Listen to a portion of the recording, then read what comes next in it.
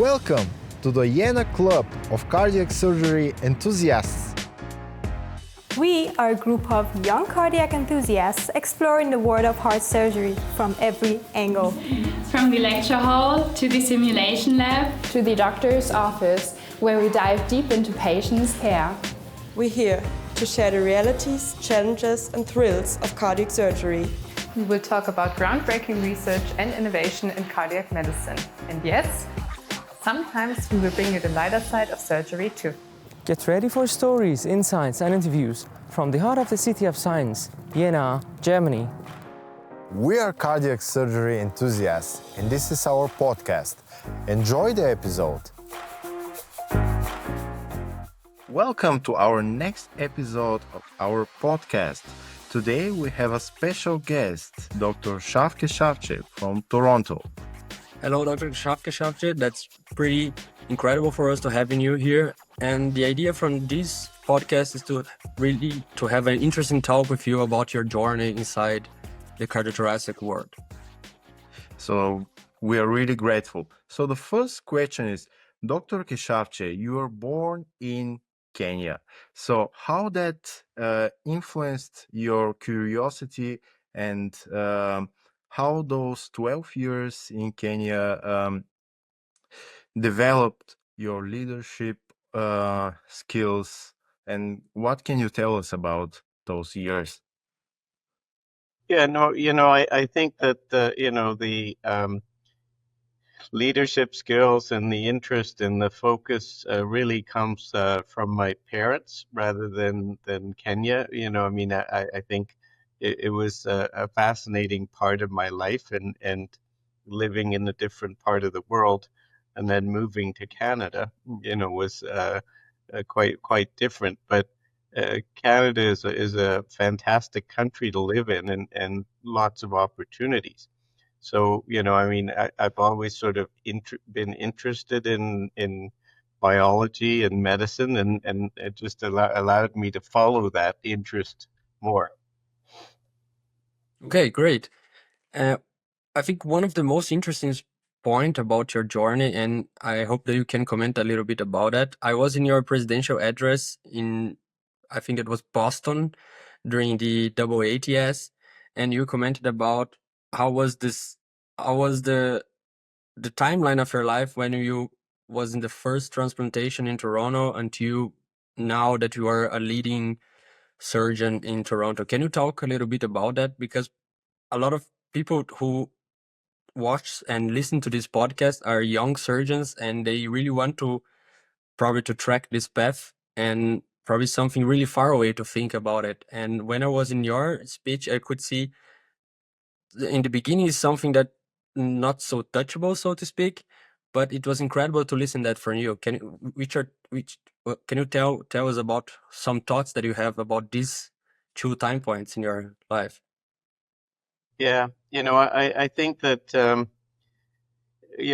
of it's luck. Sometimes you make your own luck, right? And I think being in Toronto when they were doing the first successful lung transplant in the world really inspired me. I was amazed that was even possible. I had never even thought of lung transplantation. But then also, a lot has to do with the institution. We have at the University of Toronto, we have a surgeon scientist program. And so things come together where I always wanted to be a surgeon. I found something very interesting in lung transplantation. And it was at a time when the field was really not very developed. Lung transplantation was very, very rudimentary or just being discovered. And it was very high risk. And there was a lot of research to be done. And so, I chose to study lung transplantation as my research for my surgeon scientist program. And, at the time, Joel Cooper and Alec Patterson were my supervisors or mentors. And my project was to develop better lung preservation. And, that resulted in LPD, which is the solution that then, was marketed as Perfidex. And LPD is now the standard of lung preservation worldwide. So, it was a time when there was a need for that. And it was a time when lung transplantation was very risky, and that was important research to be done. I mean, since then, my research has evolved, as our team has grown, and we've been working on gene therapy and gene modulation of lungs and ex vivo treatment and so on. But, the thing you touched on about what looks unreachable. I mean, I think one of the important things is to follow your interest. Like, like to me, that was fascinating. To other people, you might look at it and say, well, gee, that's, a hard life and stuff at night all the time and so on. But to me, it was fascinating. And I think the other thing is hard work. I worry these days. I think people are not as willing to put in hard work, and that's a concern, because whether it's medicine, cardiothoracic surgery, business, the successful people are the ones who work hard. There's no way around that. You can't sort of take the easy path and expect it to fall in your lap. I really share your opinion, to be honest, about the hard work and about the. I believe that's a generational problem, but I'm really curious about your relationship, like mentor and mentee, with Dr. Cooper. Could you tell us some untold stories or some moments, some inspiring moments? Yeah. Well, I think obviously, a mentor has to understand their mentee, right?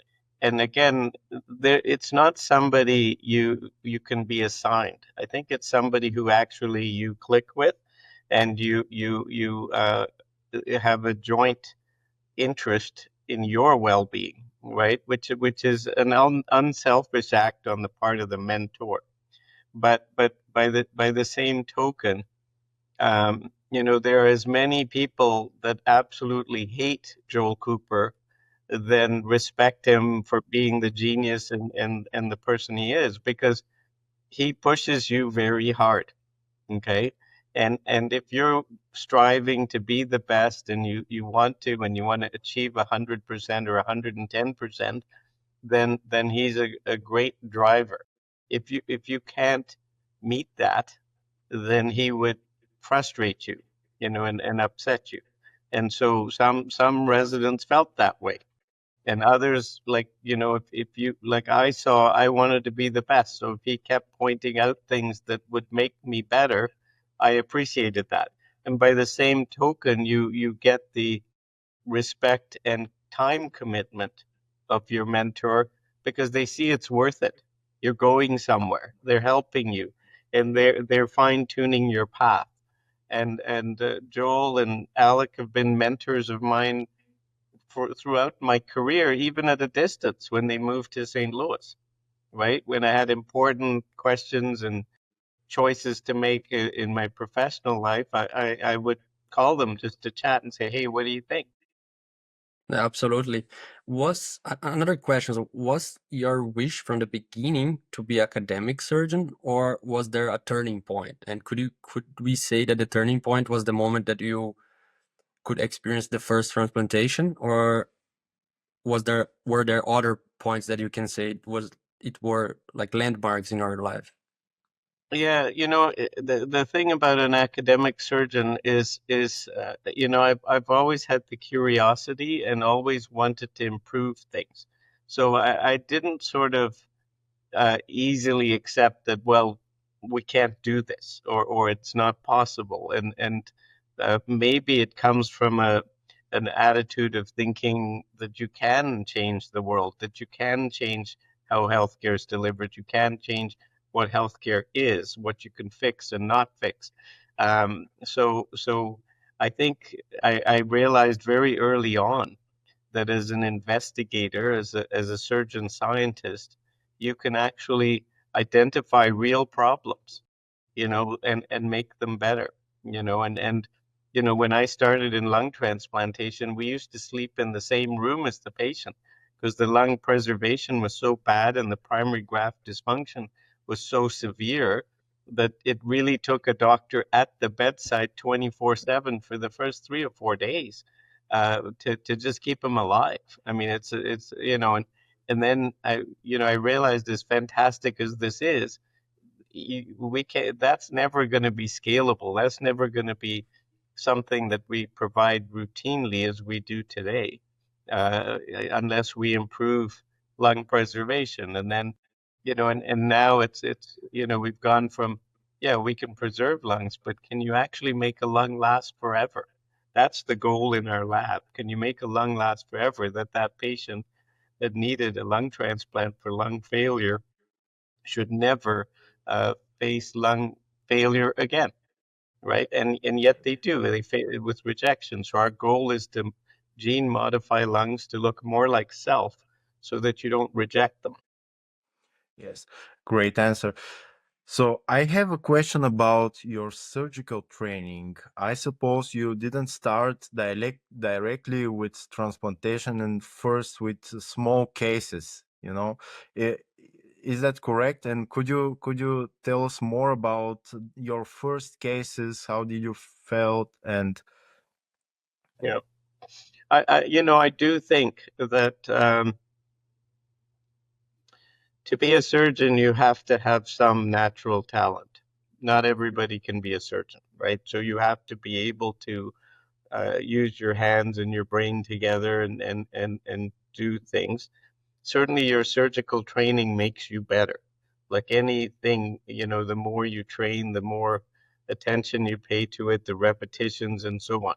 And so even small surgery, even closing skin, everything, you strive for perfection, and then you strive for efficiency and speed and moving it forward. I always say get good first, then fast. And now I've added the third thing is get efficient, meaning the cost. There's a lot of things you can do, but when surgeons are learning new technologies, I say just learn the new technology, whether it's robotic or minimally invasive or a different kind of stapler or whatever. Just learn it well, and then once you're good at it, figure out how to do it fast. And then once you can do it fast, and then you figure out how you can do it cheaper, because and no healthcare system can do it. But in terms of training technically, again, I think you have to have your sights on the future, and you don't have to be doing a case to be learning from it. And that's another mistake that many trainees make. They feel like, oh, I'm not going to be doing it, so I won't scrub in.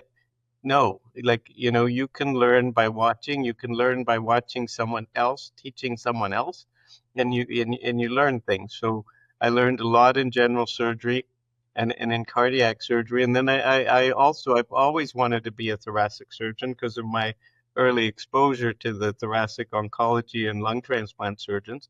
But I knew to do the kind of thoracic surgery I wanted to do, I wanted to be completely trained as a cardiac surgeon. So I did the technical training, of several years of cardiac surgery, which just made me very comfortable with large vessels, the heart, and tumors, and obviously lung transplant and heart lung transplant. But I knew I wasn't going to be a cardiac surgeon. I actually got bored with coronary artery bypasses and doing them. But on the other hand, they were excellent, excellent technical experience.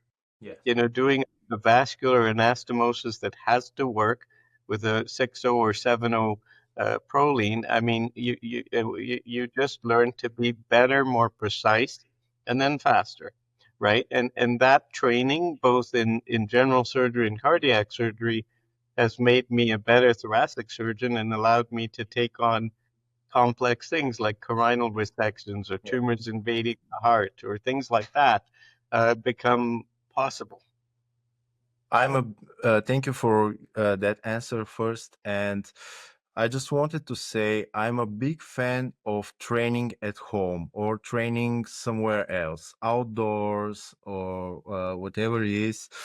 Um, Me personally, I'm creating some, let's say, creative wet labs with big hearts. We want to become a cardiac surgeon, so the heart is our main organ, so to say, but we train with lungs as well.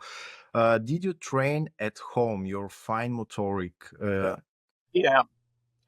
When I trained, there wasn't as much simulation and working at a distance. Sometimes, you'd practice tying knots or suturing or things like that outside, but they're far more high fidelity and low fidelity simulation models now that can make you a better surgeon. And I think times have changed. You can't learn in an operating room on a human being anymore. Yes. There's certain things you have to learn at home or in simulation centers. And, I think all institutions are still struggling with their simulation centers. Like, how do you staff them? How do you make sure you have the latest equipment and so on? And right now, in our Temerity Simulation Center at University Health Network, we have robots. We have the Da Vinci robots, we have the Hugo Medtronic robots, we have the J&J one coming, so that the surgeons of the future can train on those. We have 12 stations where we have either live animals or other simulation models for the residents to train in surgery. And again, that comes with a big commitment from the teachers, right? You've got to be there. So we have a boot camp for the residents to learn, lobectomies and lung resections, and we have the ones for the cardiac as well. And also we run a boot camp with the cardiac and thoracic residents to how to retrieve a heart and lung together properly to have an ideal heart graft and an ideal lung graft. Because you can't do that in the donor OR. And so, I think these are things that are really important to train in other places. Now, there are low fidelity models where you can train at home, and also, like you said, with hearts and on a bench and things like that. I think those are really important, because a lot of times you find, like, people are at fellowship level training and they don't know how to drive a needle properly and know how to look it on a needle driver and things like that. Those are things you learn early in your career. And like you said, doing the simple procedures, how you hold a needle driver, how you can drive it backhand and forehand, and how you space your sutures perfectly each time, even when you're closing the skin. I mean, that's the part the patient sees, right? And I think those are all really important parts of your training. Yeah, incredible. These are definitely really good points. I have also one question, because you commented about innovation also in the learning side, but also about patient care.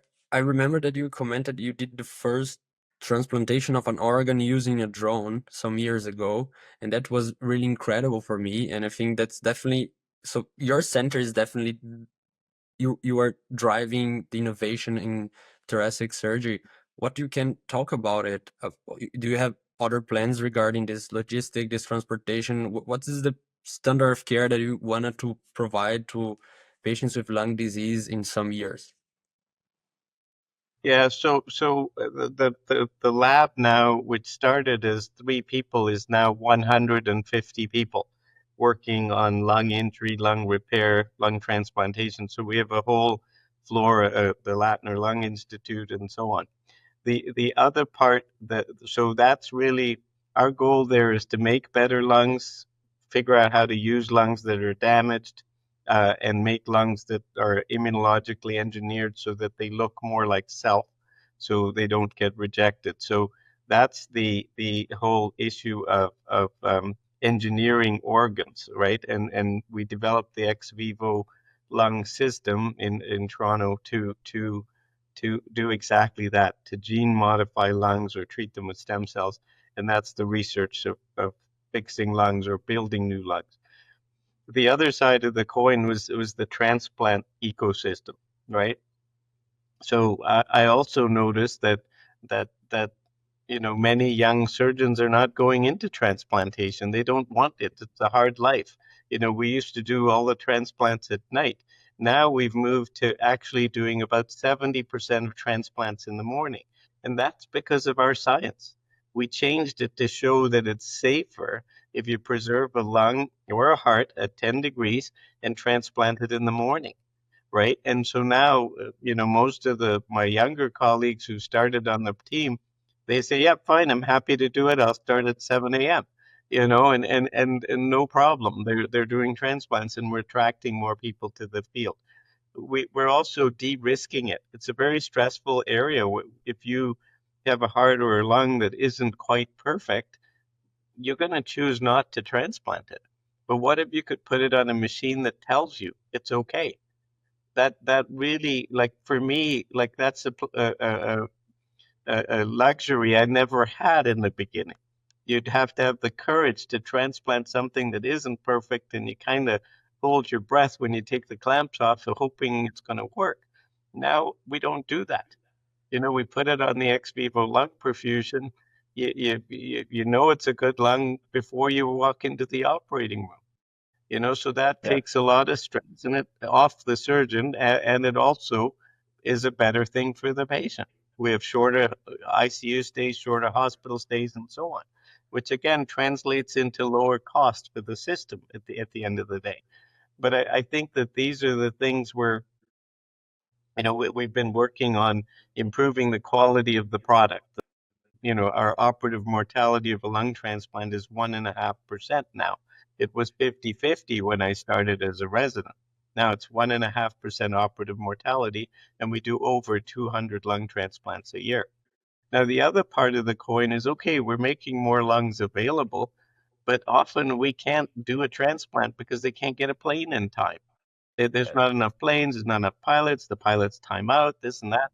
And every organ we transplant costs between $20,000 and $30,000 in transport. $20,000 and $40,000 actually in transport, because we use a single plane for each organ. So the kidney, the liver, the heart, the lungs each get their own plane, and off they go back to their transplant center. So that's where we got the idea of using drones. And I mean, I never thought I'd get into that research, but to put the two together took a surgeon scientist who understands, okay, if you're going to fly a lung in the air, you need a box. And then the box weight was limited by the drones. And the box still had to preserve the lungs at the temperature required, and so on and so forth. So we designed a carbon fiber box of the right weight that could carry a lung or any other organ, so that the drones could carry it. The second thing was understanding safety of the drones. Like, drone engineers, like, they don't care if they crash a drone, get another one, right? And I said, no, you can't do that. So we designed drones that were safe. That if the engine failed, the drone would fire a ballistic parachute and come down slowly. If one engine fails, they all turn off, and the organ comes down. Things like that. And with flying drones in a city is quite difficult because there's a lot of radio frequency interference, and the GPS doesn't work. So we had to design a GPS that's better. So now that what you saw on TV was, we've transported a lung by drone and transplanted it, showing it's possible to do it in a big city. Now what we're doing is figuring out how to fly in and out of commercial airspace. Because right now it's illegal, I think in Europe as well, but certainly in North America, you can't fly within 3 kilometers of an airport. So we're working with Pearson Airport, which is one of the busiest airports in the world. Like, planes land and take off every 90 seconds. So what we do is we have a drone port at Pearson Airport, and we have a drone corridor between Pearson Airport and Toronto General Hospital, where we have a drone port here as well. And basically we get a flight number just like any other plane. We get a takeoff time and direction like any other plane, and people know where we are, where the organ is, when other planes are flying around, and nobody is allowed in that drone corridor when we're flying it. Now, we had to, coordinate with the city of Toronto. We had to coordinate with the police, with the air traffic controllers, and everybody to do this. But it's an important cause, moving organs, right? And like, I told you it's like $40,000 for a Learjet. It's like $10 to fly a drone, right? a totally different scale. Like, and I think we can do that. And now what we're doing it with clean energy, and now we have to get transcontinental drones with clean energy that can go 3,000 kilometers, because we often fly to Vancouver or Los Angeles to pick up a lung. Now, how are we going to do that in a drone? We need drones that can go that far with clean energy, and that's coming.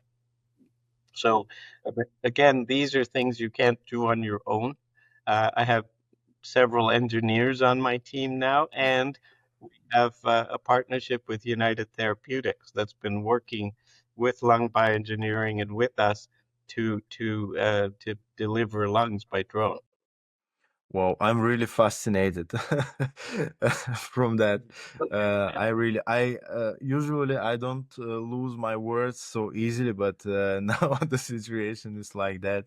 I've never heard such technology before, but I don't want to jump from one topic to another. We will continue to talk about the technology and the future, but that mentor and mentee topic is, so to say, one of my favorites. And I'm asking every mentor that question: what are the, so to say, the red flags and the green flags in one mentee? I'm giving you an example. I'm knocking your door, your office door, and I'm telling you, Dr. Keshavjee, I want to be your mentee, and I want you to be my mentor. What are the skills that you're seeking in me?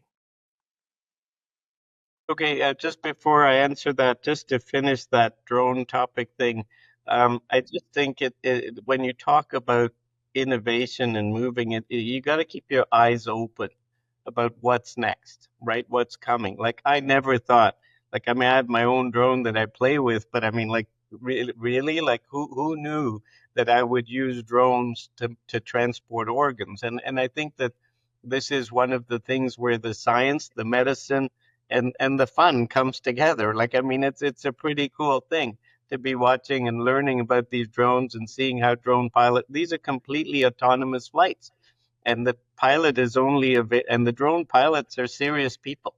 They're trained for that. But just like I'm trained for transplanting lungs, and bringing that together was an opportunity to change the world, to change how transplants done. So I think it's really important. Like, it's not something I would have predicted 20 years ago, that I'd be even interested in the transport of organs. I just wanted them to come, and I'll put it in and I'll save a life, right? That's what I do. But I realize now, when you look at the whole system, that these are some of the things that are failing us and failing our patients. We have to figure out the solutions, because transplantation is run like a cottage industry. And there's some very small countries that say, "Oh, we didn't use those lungs because they're too far away." I mean, we go 3,500 kilometers to pick up a lung and put it in. That's not too far away. There's no country in the world that has that we do. Anyway, so now, in terms of your specific question about a mentee, I think, the one, it kind of relates to your passion and interest, that you have to show that you've got it.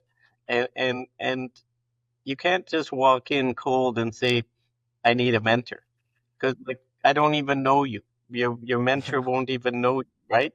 And so it's really getting the opportunities to work beside someone, and be able to help, show your passion, work hard, and then and have someone see value in putting their time and effort into you, right?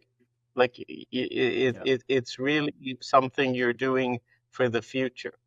And I think, like, what Joel and Alec have done, they see that I've carried the torch further, and I'm doing it for other people that follow me, right? And I think that that's really important. So I think it's a relationship, and you sort of see people that are good at doing that, that are confident enough in themselves to be building someone else, right? And I think that that's a really important thing. But I think the many institutions have made the error of saying, okay, you're a bright young surgeon, here's your mentor, and they've never even met him, right? And that doesn't really work that well, because there does, I think, need to be some sort of chemistry of knowing the person and caring about them. And I think that comes from your hard work, sincerity, commitment to the field, and giving that little extra. I mean, that's what I look at. I mean, I don't know what others look at, but that's what I look at. And I look at I mean, for example, Marcelo Sipel, do you know him? He's now the director of the Toronto Lung Transplant Program, but he came to me as a medical student and said, I want to be a thoracic surgeon one day. And then he trained in general surgery, and he trained in thoracic, and he trained in lung transplant. He trained in the lab with me. And I said, like, you're going to follow exactly in my footsteps and take over the Toronto Lung Transplant Program, because he was completely dedicated, and he has the skill and knowledge, and courage that it takes to run a world-class leading program like we have. Yes, a great answer. Um, my next question is, do you have like a structure when a resident comes and first year, for example, first 2 years only science and then ward and then operating theater? What is the structure of your institution? Yeah, the thing is, science is not for everybody. And so it's not a standard part of our program unless you want it. So you have to choose it. So the standard program is that you learn the basics of surgery in your first few years. And there are various programs. There's direct entry, and then there's where you do general surgery first and then you apply. And a lot of cardiac surgery has gone to direct entry. Thoracic surgery is about half and half. Ours is still general surgery followed by a thoracic surgery training. And then you apply to thoracic surgery in your fourth year of general surgery. So the program is purely clinical in terms of graded responsibility and graded complexity of operations that you do over time. Now, if you are interested in science, now we have the surgeon scientist program where you can take 2 to 4 years off to do a master's or a PhD in research, and then and the supervisor guarantees your salary one way or the other to so that you can do that, and that's where I studied lung transplantation, and Marcelo and Mark and Kazu and all of them did that in the lab. Oh, great. I have also a question going back to this topic about mentees and mentors. You commented quite in the beginning that you see a different of mindset of the young generation, that probably they are not willing to work so hard in some situations. But which are your thoughts? Do you think that's a matter of this generation probably don't have this passion to do that, or sometimes they just don't have the endurance to go through the path? Yeah. It's not like the young ones are a different species, but so they do have the endurance and everything that we had. And I think that some of the things that we did, and the sleep deprivation and the hard work is not normal and not right. So there's a happy medium. But the point I was getting at is that nothing in life is comes by doing nothing and easy and handing it to you on a platter. And you become a better surgeon and a better doctor by working hard at it and practicing it, and giving the extra bit to it. So I think that when I look at the surgeons of the future, there are many that inspire me and are fantastic, and I know they're going to be leaders and work on and move the field forward. but there's some that worry me. Like I sort of say, like, how are patients going to do and fare with surgeons that are thinking this way? But transplantation as a field, like when you're like sort of deciding, like, most of cardiac surgery and thoracic surgery is a 9 to 5 job. It's a great job, and you do fantastic surgery and you go home at night. You rarely get called in for things in the middle of the night. You add transplant to that and it turns it completely around. Like you can have first of all, we have many nights of sleep deprivation. It takes so long to plan and organize a transplant. And sometimes whatever you have, clinic or ORs, everything has to change. Your whole system, your secretary, your office, everything has to be flexible. I think people don't like that kind of chaos in their life. Like, so, I've had students that like love what I'm doing and say, I want to be exactly like you and I want to do it. And there are other ones that say, that's pretty cool stuff, but not for me, really. And I think like we need to make transplantation more civilized. So I think, but some things in medicine can't be. Some things in cardiothoracic surgery can't be so civilized. You have to be there for the patient and be ready to go, even if you're tired, even if you're got some other problems or whatever. You've got to be there for your patient. But some things with good science, we're able to say, well, you know what? We can prolong preservation to make lung transplants scheduled. And that was the science to say, when I brought Xvivo lung perfusion in Toronto clinically, we bought a 12-hour system. We only use it for 3 or 4, but we know it's good for 12. With LPD and 10 degrees, you can now preserve lungs for 24 hours. So we're often implanting lungs that are 16, 18, 20 hours since they were taken out of the donor. That's totally changed not only the lifestyle of our team, of the surgeons, but also the whole team. The nurses and anesthetists don't have to be doing stuff in the middle of the night and doing complex operations. And I think ultimately the patient benefits. Many studies have shown operations done in the daytime, patients do better. I mean, humans have a circadian rhythm. So I don't think that I mean, it is a generational thing.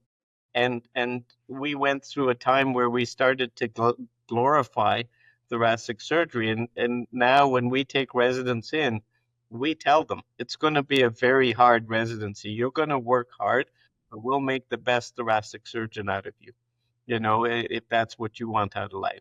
And then it's like, just if you don't want to do science and research, that's okay. The world needs a lot of good cardiothoracic surgeons. There's a few that will do research and investigation and find out new knowledge and new ways to do things. If that's one of you, again, like you have 2 jobs now. You're a scientist and you're a clinician. Yeah. So it's a different kettle of fish. But to do that, it means time out of your life. Okay, I do a lot of stuff on weekends and nights because I go home and I catch up on my emails, or I'm reading papers, or I'm writing manuscripts, or I'm writing grants, or whatever. Where are you going to fit that in, right? So it does take away from your life somewhat all the time. And a very important thing is time management. You have to figure, I've always used every bit of technology to make sure that I can have things where I need them, whether I'm in a plane, whether I'm in my country home, or whatever, that I can access my files and do them long before Dropbox was available or things like that. But that's important, right? Then you can actually live a life while doing amazing stuff. So that make us even more appreciate your time speaking with us and our audience. My next question would be, you often spoke about Xvivo lung perfusion system. You and your team created that. Could you tell me how did you came to that idea and the pathway of creating that system? Yeah. I mean, I started out many, many years ago by saying I wanted to gene modify donor organs so that they would work better and not be rejected in the recipient. And we showed that you could do that, but it takes 6 to 9 hours for gene modification of donor in the donor before it's ready to be taken out and would improve it. And so after transplant, so that wasn't entirely practical. Like you'd have to go somewhere, drop the gene through the bronchoscope into the lung, and then make the heart and the liver and the kidney team say, okay, can you just wait 9 hours while my gene, and that wasn't practical. So at that time, we sort of revisited the concept of, can you do it outside? Now, at the preservation, you cool lungs, right? So you cool them to 4 degrees, or any organ, to shut it down. So you slow down death, but you slow everything down, and you slow down gene uptake and gene expression. So nothing happens at 4 degrees. So there's no way putting it at, you can do it in the bucket at 4 degrees. So then we said, look, and perfusion systems had really, really evolved, coated heparin circuits and centrifugal pumps and so on. So, and we'd also understood how to protect the lung with ventilation and low flow and closed system, and no atrial, a little bit of atrial pressure to keep the capillaries open and so on. So we put all of that together, and Marcelo Sippel was in the lab at the time, and we put all of that together to create a system to support lungs outside the body, right? And not to test them, to support them. And we could, the 2008 paper was a method to perfuse lungs ex vivo at normothermic temperature, 37 degrees, for 12 hours. Like, that was unheard of before that. Yeah.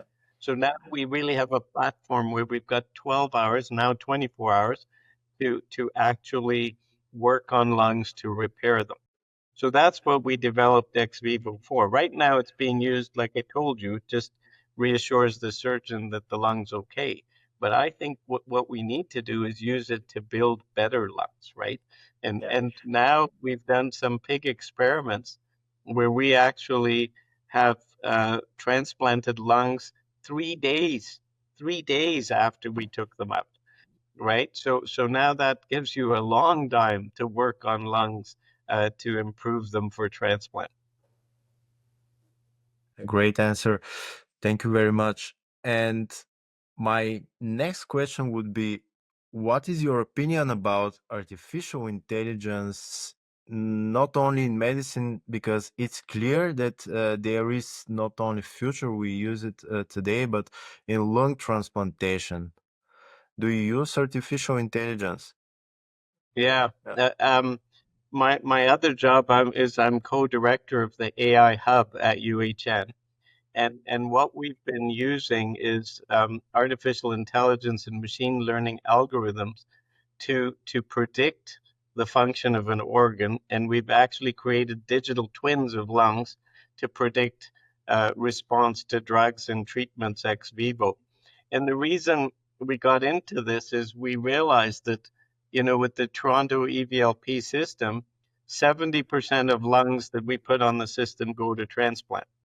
In other really, really good lung centers, lung transplant centers, they were having a 20 to 30% success rate with very similar technology.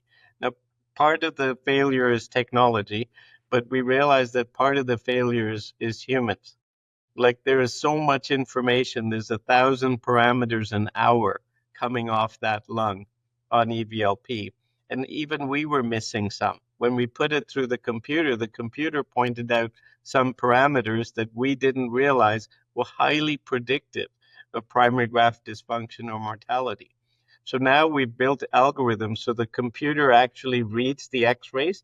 Most surgeons that do lung transplant don't really read x-rays well.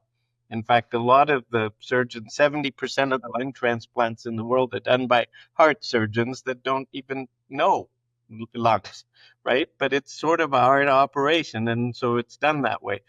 So what we've done is we've created convoluted neural networks to read x-rays for the clinician and tell you this lung is good and transplantable or not. By the same token, We've also developed what we call InsightX, an artificial intelligence algorithm that puts together PO2, pulmonary vascular resistance, pulmonary compliance, but also IL-6, IL-8, IL-1 beta, TNF alpha, and so on. Some of the biomarkers we found all together, and tells you green light, there's a 93% prediction that your patient will be off the ventilator by 3 days. Yellow light, it's an okay lung, but it might be longer in the ICU, which is still a success clinically, right? And red light, don't transplant this lung, right? And then it also tells you the top 10 parameters that it used to make those decisions. So now you can see that what AI is doing is helping me to decide on a good lung. It's not doing it instead of me. Okay. And I think that that's really important. So when you look at AI in all of medicine, it's really, we have to figure out, with large language models and things like Chat GPT and so on, the hallucinations happen and so on. And people are the AI people talk about, oh, well, it could pass the medical exams, it could pass the law exams, whatever. But, a 70 or 80% correct rate is not good enough in medicine. You don't want a doctor that's right only 80% of the time, right? So you can't have a machine that's only right 80% of the time. Now, there are many AI algorithms and machine learning algorithms that will make us better doctors. Okay? Like I never make a mistake now in a prescription because I have the doses of every drug I might write a prescription. I've forgotten certain things. My residents do it all the time. But if I have to do it now, I can do it. And I do it right every time. Now, that's not because I've gotten smarter. It's actually because this has gotten smarter, right? So I think those are the kinds of things where it will help us be better at what we do. And that the issue is more and more and more and more and more is happening in medicine. Like, how can we learn everything? How can we keep everything we've ever learned, right? So that's where I think AI will help us, but we have to guide it, because you can't just use AI wildly and so on. Yeah, incredible. So this conversation regarding technology and innovation, I think that's really interesting. And just to keep on this topic, we can see that in the heart surgery field, we saw different art of innovation in the transplant scenario. So we saw xenotransplantations happening and also artificial hearts. Can you comment, is there a future or is there a place for artificial lungs or xenotransplantation in lung transplantation? What do you think about it? Yeah, I think in all organ transplants, but particularly in heart and lungs, there are important technologies that are developing. So there's artificial hearts, artificial lungs. There's implantable devices. The hearts are far more ahead in implantable devices than the lungs are, although the lung implantable devices are coming along. And then there's xeno organs. Can we make pig organs look like humans more, and so on? And the stuff done in Munich and in Baltimore and so on showed that it's possible. Right now, it's not durable yet. There's still problems with it, but it's possible. And I think that, and then there's also regenerative medicine, building organs from scratch. D-cell, recell, or building them, or using stem cells to build better organs, and so on. And I think all of those need research and need to be continued to be worked on. I'm often asked, which one do you think will win? Everybody, people who do xeno say, oh, xeno will provide an unlimited supply of organs and be fantastic. Well, it will be, it could be, but it's a difficult thing. I don't think it's going to happen right away, but it's coming. Artificial organs, we're learning more and more and more about them. I see them as a very good bridge to transplant. What I do think in heart and lung transplantation is only 30% of hearts are used, only 20% of lungs are used. So 70% of organs are available to be fixed. If we fix those, we can really make a big dent in the problem we have. So that's where I'm focusing my energy. That look, if 80% of lungs are not being used, we could double, triple, quadruple the number of lung transplants done, the number of heart transplants done by fixing those lungs that we know will work from the same species and so on. And then can you even make that better? Can you make those hearts or lungs look more like self so you don't reject them? So I still think that out of all the people that signed their donor cards, if we're not using 70 or 80% of the organs, that's the lowest hanging fruit that we can make a difference right now. Right. And so that's again where I've focused my effort. But I think that each of those technologies, xeno, artificial organs, and regenerative medicine, are the important ones that'll need to be continued to be developed so that you can see where they fit in. Really great answer. Thank you very much. We are hitting to the end of our conversation that nearly 1 hour was like 10 seconds for me. I can talk to you like in next 10 hours, but your schedule is really busy. And I always ask that as last question to our guests, how important it is to have a loving and supporting family and friends in order to become a successful man, a successful surgeon. I think it's very important, and I think the other. I mean, I've seen very few people who have been successful without it, and you should never take it for granted because it is particularly important. But the other side of the coin is how do you create enough time to be able to dedicate enough attention to the important things in life that are more important at the end of the day. And I think that this again comes to the time management idea. Yeah.